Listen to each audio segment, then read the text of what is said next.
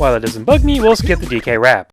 The peaceful DK Islands are now being threatened by the return of King K. Rool and his Kremlin crew. This time around, King K. Rool has learned two very important lessons. 1. Heavy breathing makes you more menacing, even if you suck your thumb. And 2. Nothing gets the job done like a giant, powerful laser. Too bad he didn't learn a lesson about hiring a completely competent crew.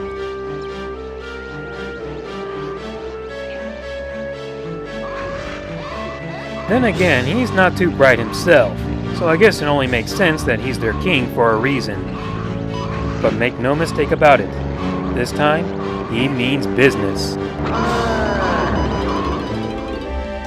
As you can imagine, DK has a lot to do.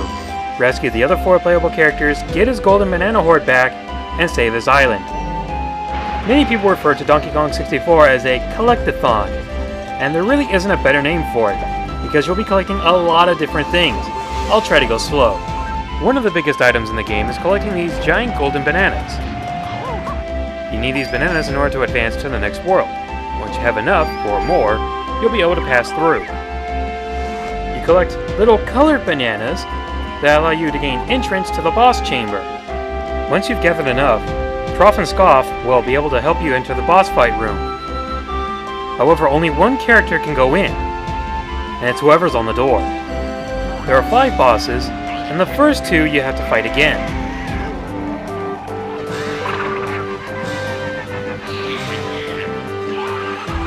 And there's this guy who's either the most creative or the laziest boss design, the cardboard cutout of King K. Rool.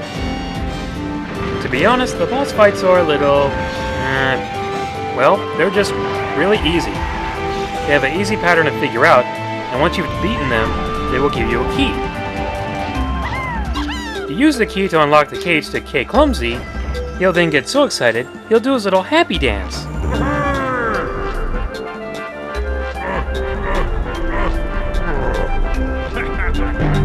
And he'll usually open up another world. Sometimes even 2. So why are you trying to help him get out? Well, he'll be your friend. Which may sound stupid for a game concept, but...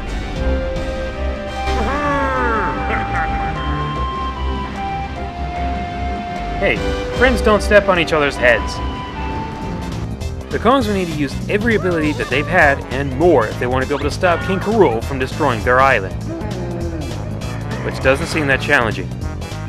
Every Kong has a special ability that needs to be activated by either standing on these platforms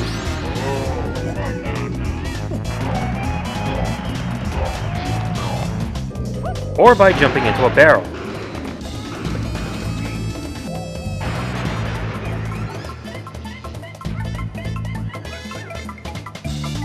Each Kong can also learn an instrument that can be used to attack enemies and open up specific areas. And each Kong can also learn a weapon that can be used as, well, a weapon, or by opening up certain areas, as long as it's the right ammo.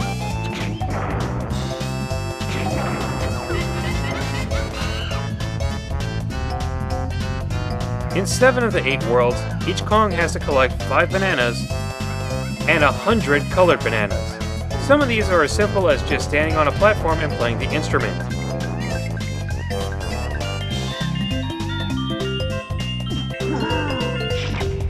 Yeah, some of them.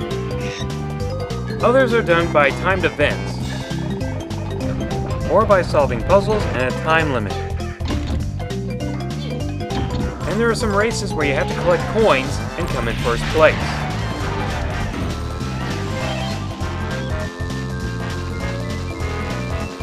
And even the classic minecart, where you must dodge obstacles and collect a certain amount of coins before finishing.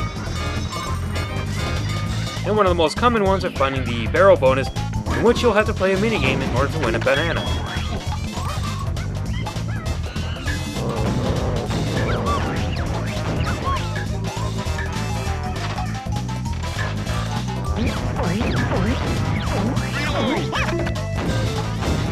And then there are some of the really hard challenges, like this. Come on. Man. So close. Are you kidding me?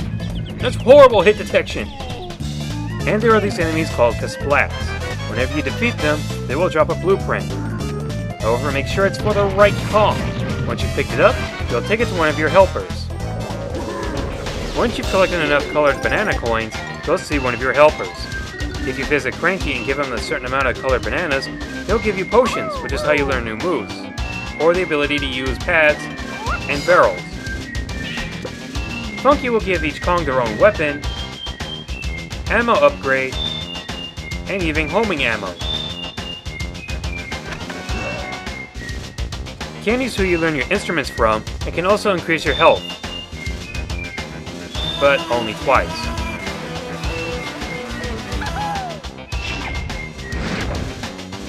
Visit Winkley Kong's ghost in the hub world in order to learn a hint for each Kong.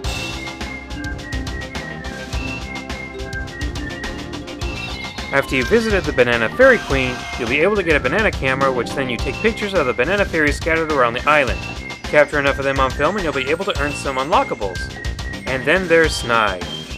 Remember those Kasplats that you were hunting down in order to get the blueprints? Well, they belong to him. He was helping King K. Rool, but now he wants to get revenge on him. The more blueprints you find, the more bananas you get. And extra time at the very last world. You'll need it.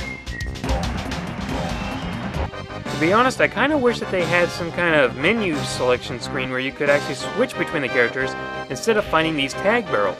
Because most of the time you'll just come to an area where you need another Kong and then you have to go find a tag barrel in order to switch. Because it can be a little frustrating when it's not the right Kong to pick up the right banana, the right coin, or even the right golden banana. That's right, even the golden bananas can only be collected by the right Kong. And then there's collecting the colored bananas. Each Kong needs to collect at least 75 in order to earn a banana medal, and you need 15 of them in order to get Cranky's special surprise, which is playing Jetpack. And you have to beat Jetpack in order to beat the game itself. You also have to play the original Donkey Kong game, or at least the NES version of it, in order to beat the game as well. You need to get a banana, and you need to play it again, just so you can beat the game. That's right, you have to play it twice.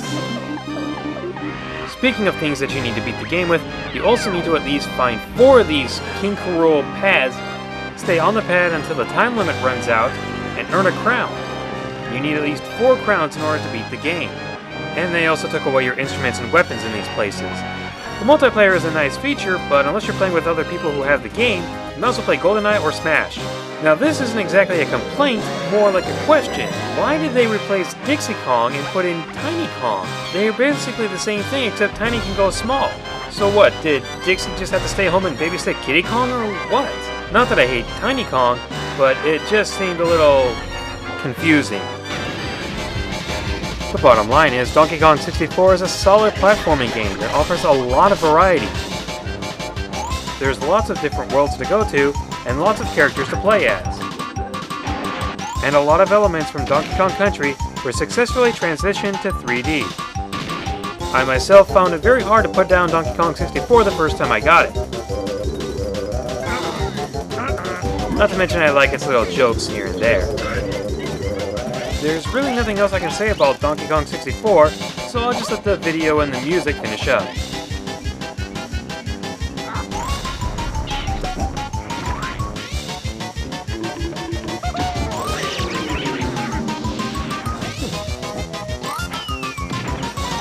A 5 out of 5. It's a great game to add to your collection.